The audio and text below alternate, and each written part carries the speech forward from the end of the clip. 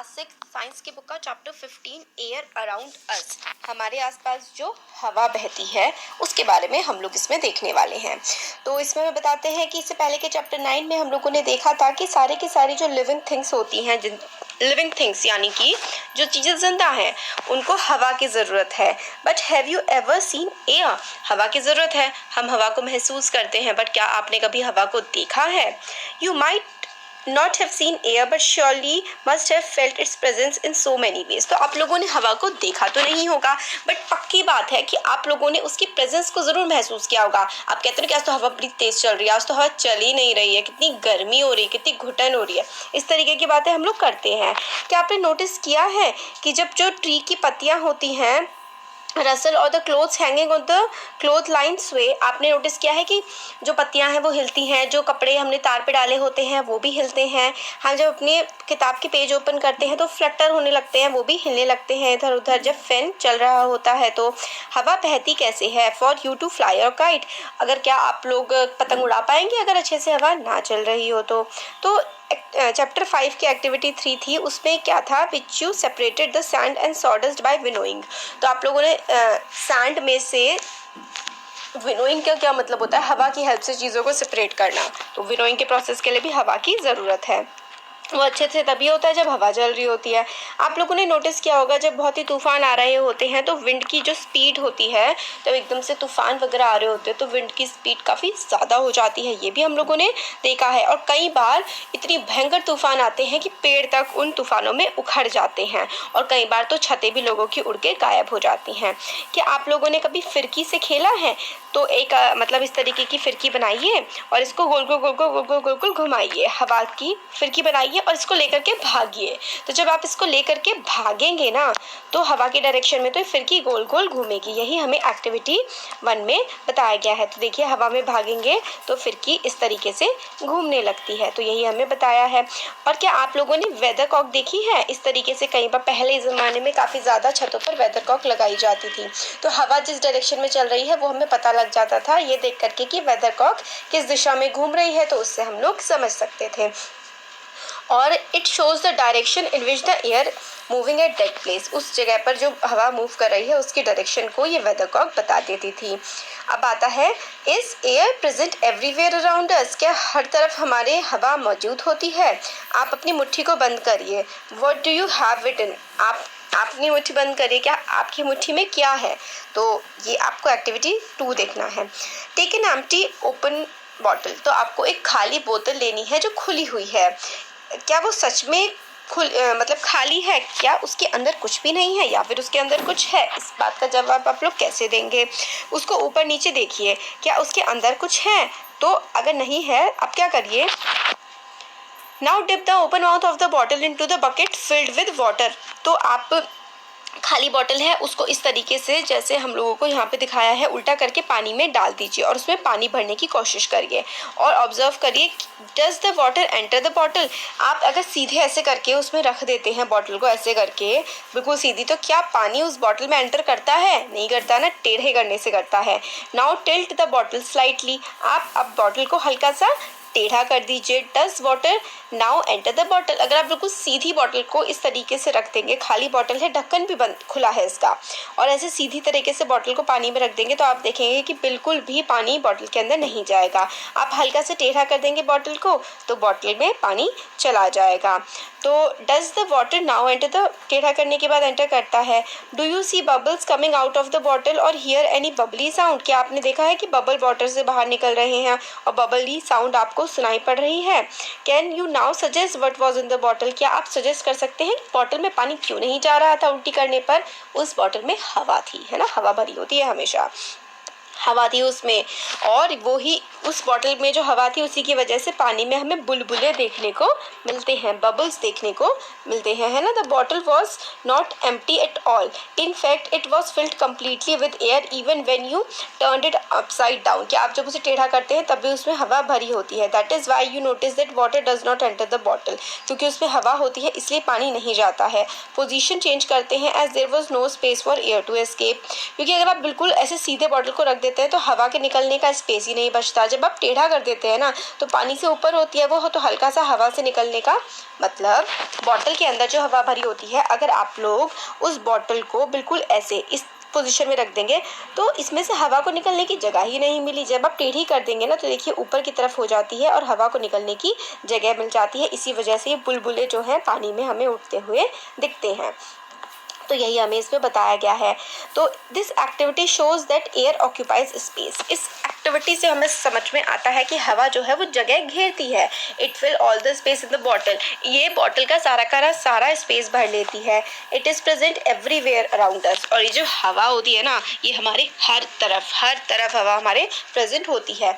Air का कोई colour नहीं होता, कोई रंग नहीं होता एयर का, और आप इसके आर पार देख सकते हैं क्योंकि हर तरफ हवा है और आप इसके आर पार देख पा रहे हैं। इसका मतलब the air is transparent. Our earth is surrounded by a thin layer of air. हमारी जो धरती है वो हमारी धरती के चारों तरफ एक बहुत ही पतली परत होती है हवा की। This layer extend up to many kilometres above the surface of the earth and it's called atmosphere.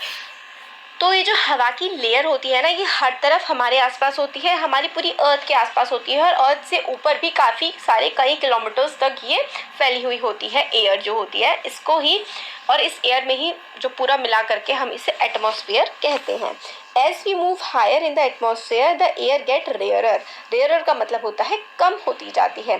जैसे जैसे हम एटमॉस्फेयर में ऊपर की तरफ जाते जाते हैं, जो एयर है यानी कि जो हवा है ना, वो कम होती जाती है, हल्की होती जाती है।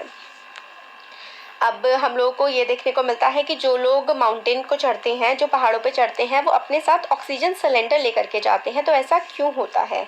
तो now can you think mountaineers carry oxygen cylinder with them while climbing. क्यों लेके जाते हैं वो? क्योंकि हवा ऊंचाई पर जैसे जैसे हम लोग जाते जाते हैं ना, हवा कम होती जाती है तो ऑक्सीजन भी कम होगी। इसलिए जो लोग पहाड़ियाँ चढ़ते हैं, जिनको हम लोग माउंटेनियर्स कहते हैं ना, उन लोगों को ऑक्सीजन सिलेंडर अपने साथ लेकर के जाने पड़ते हैं। अब आता है what is air made up of. जो हवा है जिसके बारे में हम बात कर रहे हैं, हमारे आसपास होती है, हर जगह, कोई जगह खाली नहीं होती, हर जगह हवा तो भरी ही होती है। तो ये किस किस चीज़ों की बनी हुई होती है? तो until the 18th century people thought that air was just one substance. तो 18th सेंचुरी तक लोगों को लगता था कि हवा तो सिर्फ एक ही चीज़ है। एक्सपेरिमेंट्स हुए काफ़ी सारे, उससे हमें पता लगा कि हवा एक नहीं है, बल्कि हवा तो बहुत सारी चीज़ों का मिक्सचर है। कई सारी चीज़ें मिक्स होने के बाद ही हवा बन पाती है। Let us find out about some of the major components. तो कुछ मेजर कंपोनेंट्स के बारे में देखते हैं कि हवा में क्या क्या प्रेजेंट होता है। तो वाटर वेपर यानी कि नमी, वाष्प यानी थोड़ा बहुत पानी के रूप में हवा में एक सब्सटेंस प्रेजेंट होता है जिसको हम लोग वाटर वेपर कहते हैं। हम लोगों ने पढ़ा है कि एयर में वाटर वेपर होता है। वी ऑल्सो सॉ दैट, हमें कई बार नमी हम फील भी करते हैं। When air come in contact with the cool surface it condense and drops of the water appear on the cooled surfaces. तो आप लोगों ने देखा होगा ओस की बूंदें होती है ना घास पर, वो यही तो होती है हवा में जो पानी होता है, और जब रात को सरफेस ठंडा हो जाता है तो वो जो पानी में नमी होती है ना, वो ज़मीन पर आ जाती है, तो उसी की वजह से ओस पड़ती है। The presence of water vapour in air is an important for water cycle in nature. जो बारिश पड़ती है, जो हमारी वाटर साइकिल चलती है ना, उसके लिए भी हवा में नमी का होना, वाटर वेपर का होना बहुत ही ज़्यादा ज़रूरी होता है, और वाटर वेपर हमारी हवा के लिए काफ़ी इंपॉर्टेंट भी होती है। अब आता है ऑक्सीजन। एक्टिविटी 3 में, in the presence of your teacher fix 2 small candles of the same length on a table. तो आप लोग क्या करिए, अपने टीचर के प्रेजेंस पे काम करना है। टेबल पर आप लोगों को बिल्कुल बराबर लेंथ की कैंडल्स को रख देना है। दोनों की दोनों कैंडल को जला देना है। एक आपको टम्बलर लेना है, यानी कि कांच का गिलास आप लोग ले लीजिए जिसमें पानी पीते हैं। तो आपने 2 कैंडल्स जला दी और एक कैंडल के ऊपर आप लोगों को क्या रखना है, कांच का ग्लास रख देना है, उसको कवर कर देना है। Cover one of the candles with the inverted glass tumbler और observe both the candle carefully. आपने एक को ग्लास से ढक दिया, अब दोनों कैंडल्स को ध्यान से आप देखिए, क्या दोनों की दोनों कैंडल जल रही हैं? नहीं। आप लोगों ने ऑब्जर्व किया होगा कि कैंडल जिसको आपने ग्लास टम्बलर से ढका था वो एक्सटिंग्विश हो गई, मतलब कुछ समय बाद वो क्या हो जाती है, वो बुझ जाती है। मतलब जो आपने जिस मोमबत्ती पर, जैसे मोमबत्ती जलाई थी, इसके ऊपर आपने पूरा ग्लास से इसे ढक दिया पूरी तरीके से, मतलब कोई स्पेस ही नहीं छोड़ा, तो वो क्या हो जाएगा, वो बुझ जाएगा। तभी तो जो लैंप होते हैं वो ऐसे करके होते हैं, ऊपर से खुले होते हैं, ताकि हवा की प्रेजेंस, ऑक्सीजन आती रहे। अगर ऑक्सीजन नहीं होगी तो हवा बंद हो जाएगी, मतलब जो है वो आग बुझ जाती है। तो ऐसा इसलिए होता है क्योंकि कैंडल जो है एक्सटिंग्विश हो जाएगी, because the component inside the glass tumbler which supports burning is limited. क्योंकि आपने हवा का बाहर से कॉन्टैक्ट रोक दिया, तो थोड़ी बहुत जो हवा अंदर थी उसी की हेल्प से वो जलेगा, और फिर जब बिल्कुल हवा, मतलब हवा इतनी कम हो जाएगी कि वो जला ही नहीं पाएगी, तो वो बिल्कुल बुझ जाएगा। Most of the component is used up by the burning candles, however the other candle is getting continued air supply, और इसलिए वो आराम से जो है जल रही है। इसका मतलब क्या है, अगर कोई चीज़ जलनी है ना, कोई चीज़ को अगर हमें जलाना है तो उसके लिए हमें ऑक्सीजन की बहुत ही ज़्यादा ज़रूरत होती है। मतलब बिना ऑक्सीजन के आप लोग कोई चीज़ जला ही नहीं सकते हैं, ठीक है। आग जलने के लिए भी ऑक्सीजन की बहुत ज़्यादा ज़रूरत होती है। अगर आप किसी चीज़ को कवर कर देंगे, उसकी ऑक्सीजन की सप्लाई को कट कर देंगे, तो वो आग बुझ जाएगी। तो हम लोगों ने ऑक्सीजन का देख लिया। अब आता है नाइट्रोजन।